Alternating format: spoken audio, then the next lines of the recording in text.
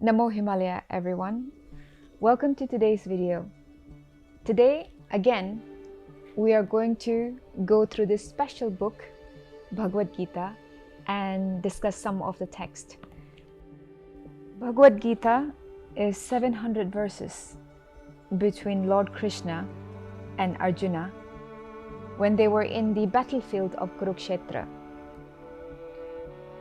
because Arjun could not raise arms against his own family, and Lord Krishna, in the 700 verses explained to him what is all about dharma, or roughly translated to righteousness in English. Today we will talk about what he taught, what Lord Krishna taught to Arjuna. We're going to discuss chapter number 6, text number 16. And it's all about yoga and health. And it's very interesting because I get these questions asked a lot of the time about, oh, how many hours should I sleep? How much should I eat? What kind of food should I eat?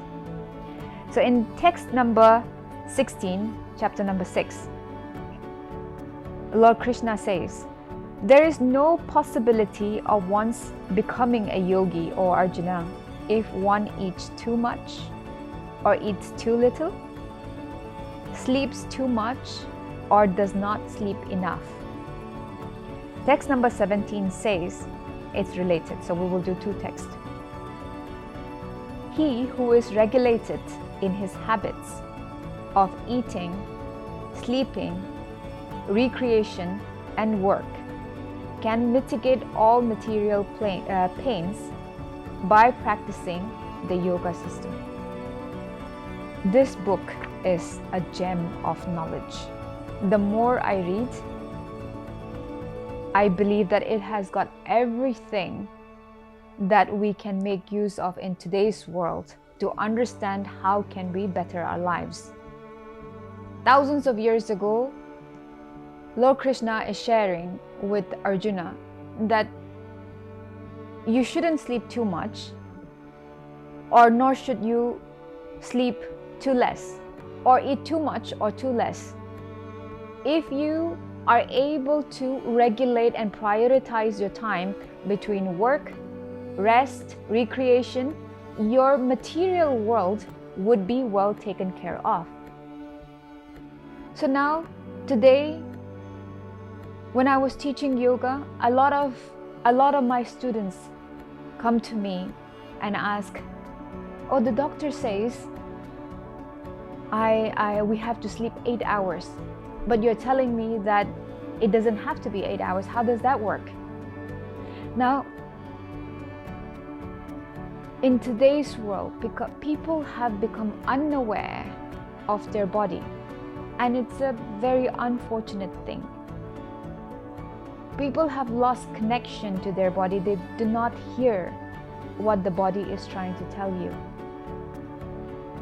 Not everybody needs to sleep 8 hours. It is not a blanket solution for everybody.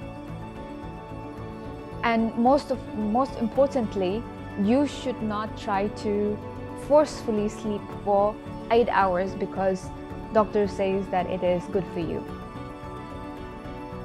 As you start practicing yoga, your body will become stronger. Your breathing system will improve. Your digestive system will improve. Your brain will be active. When you become strong from outside and in, you will know on your own that perhaps 6 hours is enough for you.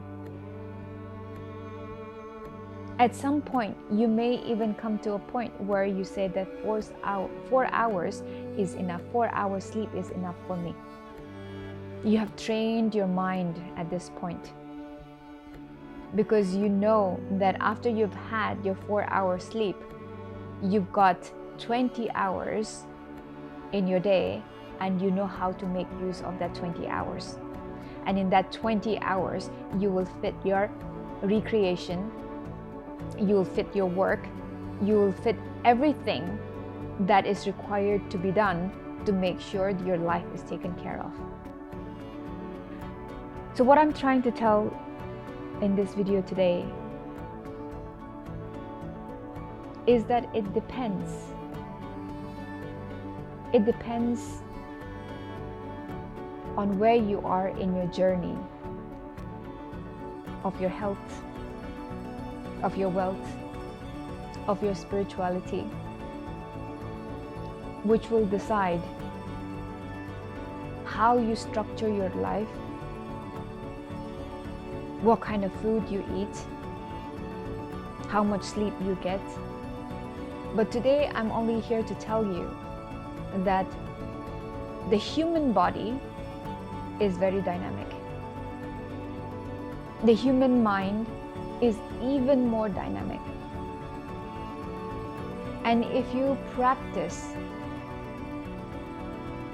your body and mind in the right direction, you can achieve a lot of things. So you may ask, what kind of practice? I did the same. When my master was sharing all of this when I was studying, he used to say, practice. And he used to say this after the yoga class. So I initially thought that, okay, I have to practice yoga every day, physical yoga. You practice for 1 hour, 2 hours, 3 hours, 4 hours, sometimes 6 hours. You practice and practice and practice. And I used to think, so how does me working my body out connect to my wealth, for example? I can understand that if I do yoga, my body will become healthy. If that makes sense, I may even, sleep well and maybe be active. But how does it relate to my wealth? Can practicing yoga every day increase my wealth? It was a question that I had to ask myself. But my master said, practice every day. The funny thing is that as my body got stronger, my mind was able to conquer a lot of fears. See the connection? It starts with the body. And few restrictions on food were put in to test. For example, don't eat meat, plant-based food. It was said that you try it for 3 months. By the end of the 3 months, my taste buds had changed and I couldn't eat meat. I was thinking, wow, what is that? It is very scientific. So if you want to see some changes in yourself, go ahead, take this challenge. Only plant-based food for the next 3 months. See what happens to your body. Practice 1 hour of yoga every single day for the next 3 months. See how it changes your sleep cycle, how it impacts your body.